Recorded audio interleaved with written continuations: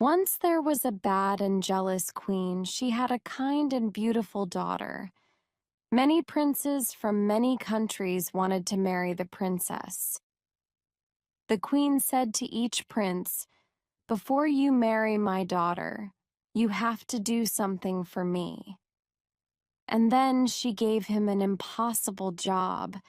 When he couldn't do it, she said, "Now you will die." And her woodcutter cut off his head. "You will never marry," she said to her unhappy daughter, and she laughed. Prince Charles was the son of a poor king in a small country.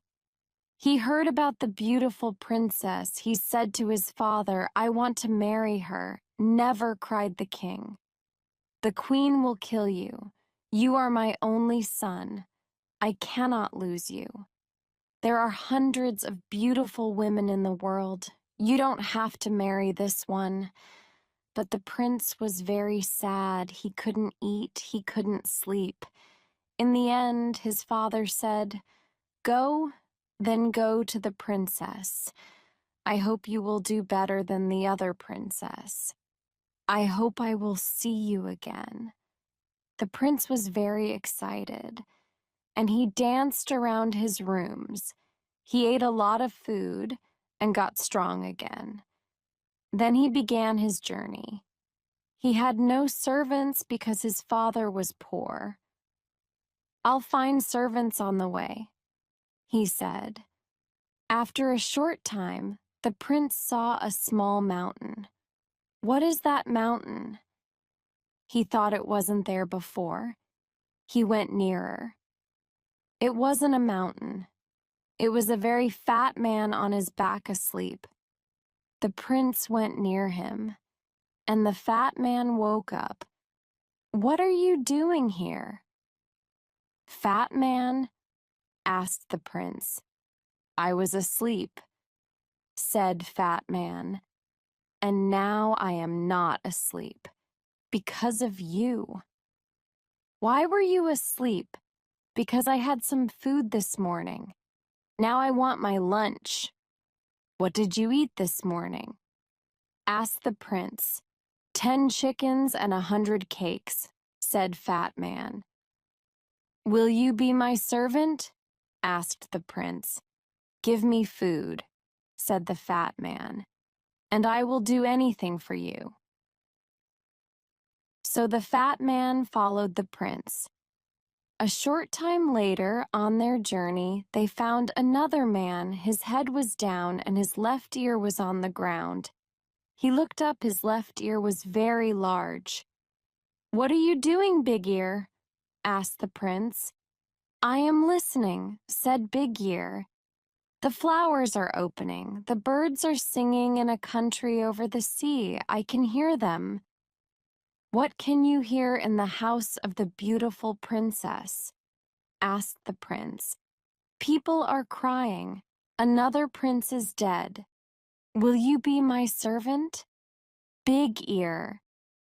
"Yes," said Big Ear. "I will a short time after that." They saw 2 long things by the road. "What are they?" Trees, said Fat Man. They went nearer. "They're not trees," said Big Ear. "They're arms, the longest arms in the world." A little later, they saw the man's head.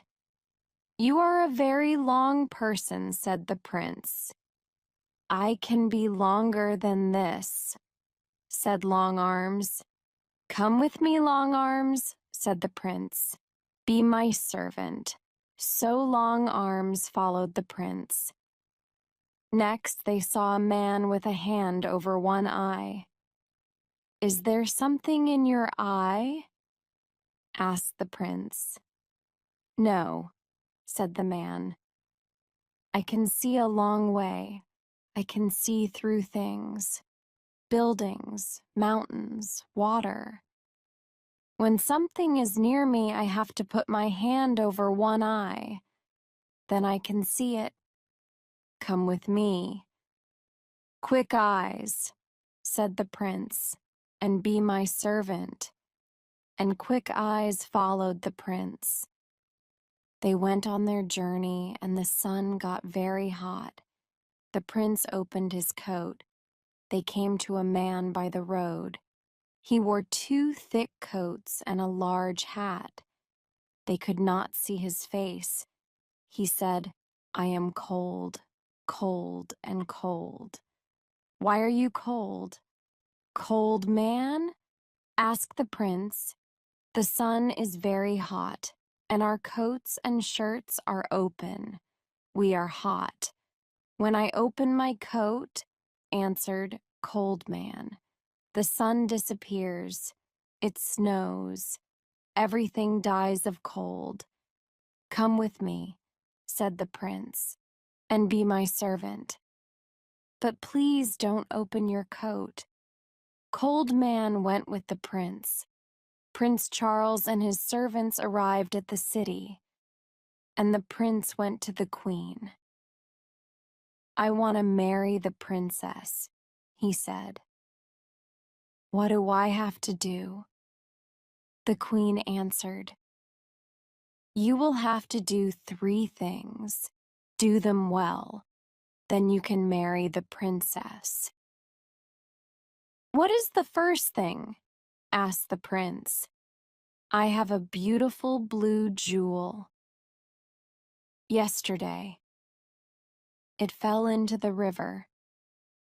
Bring me the jewel before the sun goes down." The prince went back to his servants. "How can we find the jewel?"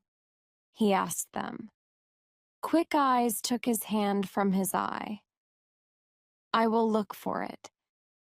He went to the river. "There it is over there." "I can't see it," said Long Arms. Then Fat Man opened his mouth and drank the water in the river a short time later. The river was dry. Long Arms got the jewel and gave it to the prince. The queen was very angry when she saw the jewel. Then she said, "Tomorrow I will give this prince a very difficult job." She thought hard. She did not sleep that night. The next morning, the prince woke up early. He went to the queen again. "You are hungry after your long journey," she said with a cold smile. "I have 30 chickens outside. Eat them before 12 o'clock. I do not want to find 1 chicken leg." "Can I invite a friend?" the prince asked. "I do not like eating without a friend." "You can ask 1 friend," said the queen. The prince left. "He will die this afternoon," she said to her daughter, and she laughed. The prince went back to his friends. "Come with me, Fat Man." He said. Fat Man quickly ate the 30 chickens. Then he ate the queen's other animals, the bread in the kitchens, the fruit on the trees, and the vegetables in the ground. "Now what can I eat?" asked Fat Man. There was nothing there. So he went to sleep. At 12 o'clock, the queen called for her lunch. She waited and waited, but no food came. She went to see the cook. "Whereas my lunch?" she asked. A fat man ate everything in the gardens and everything in the kitchens. There is no food. The queen got angrier and angrier. Then she thought of a plan. "Ha ha!" she laughed. "Now I will catch him." The prince came to her on the 3rd day. "Will you eat with me tonight?" she asked with a lovely smile. "And after that, would you like to sit with the princess for 2 hours?" "Yes," answered the prince. "I would love that." "You will not fall asleep." "When you are talking to the princess?" asked the queen. "Fall asleep," cried the prince. "Never." "When a person falls asleep with the princess," said the queen, "the princess disappears by magic." then that person dies. The prince put on his most beautiful clothes. He ate with the queen. Their conversation was very cold. Servants brought wonderful food and wonderful drinks. When the prince turned away for a minute, the queen quickly put something into his glass of wine. The prince did not see. He drank the wine. Then the queen took him to the princess. They climbed up many stairs to a high room. The princess sat sadly by the window. The red light of the evening sun lit up her beautiful face. The river below the flowers round the window and her dress were the same color. The prince sat near the princess. They were very happy for a short time, but the prince's eyes suddenly felt heavy. He started to fall asleep. He couldn't hear the princess's words. His eyes shut. He was asleep. Half an hour later, he opened his eyes again. The princess wasn't there. He looked everywhere in the room, but he couldn't find her. He ran to the window and looked out. He saw big air below. He called to him. "The princess isn't here. We have to find her in the next hour." Long Arms brought the prince down to the ground. "Where is the princess? Can you hear her big ear?" Big Ear put his ear to the ground. "Yes," he said, "I can hear her. She is calling. She says that she is across the river. She is inside a tree. Her mother's men put her there."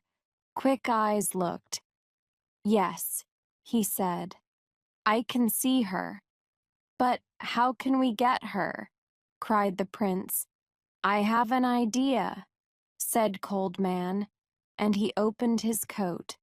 Snow fell. Everything went white. Cold Man jumped into the river, and the water was ice. They ran across the ice and brought the princess back. Long Arms put the prince and princess back through the window into the high room. They sat down and the door opened. The queen came in. She could not speak when she saw the princess. She gave them a cold smile. "We are having a very interesting conversation," said the prince. "We are talking about trees and rivers." "Come with me," said the queen. "It is night. Your bedroom is ready. Your servants can sleep there." To the prince said good night to the princess, and he and his servants followed the queen. She took them to a big room. Ween shut the door. She ran to the cook and said, "Make a great fire under their room." After a short time, the room got very hot. The prince went to the door, but he couldn't open it. "I can hear a great fire below you," said Big Ear. "This is wonderful," said Cold Man. "I feel really warm for the first time in my life." "Open your coat, Cold Man," said the prince. When Cold Man opened his coat, the room got colder again. "That's better," they said. The queen listened at the door. She heard them. She ran to the cook and said, "Make the fire hotter." Cold Man smiled. "I am warm again," he said. "They are cooking us," said the other servants. "Take off your coat," said the prince. The prince took Cold Man's coat away. "I am too cold," said Cold Man. "Please give me back my coat." Snow fell in the room. The prince could not speak because he was too cold. Fat Man cried. There was ice in his hair. The queen came to the door. She listened nothing. "They are dead now." She said she opened the door. The prince and his servants ran out of the room. "Let's go and sit by a fire," said the prince. "My face and hands are blue with cold." The queen could not win. She knew that now. So she left the country. The princess married the prince, and they lived happily, and the good servants lived with them. The voiceover in this video is given by Prime English Stories. Copying or re-uploading is totally forbidden.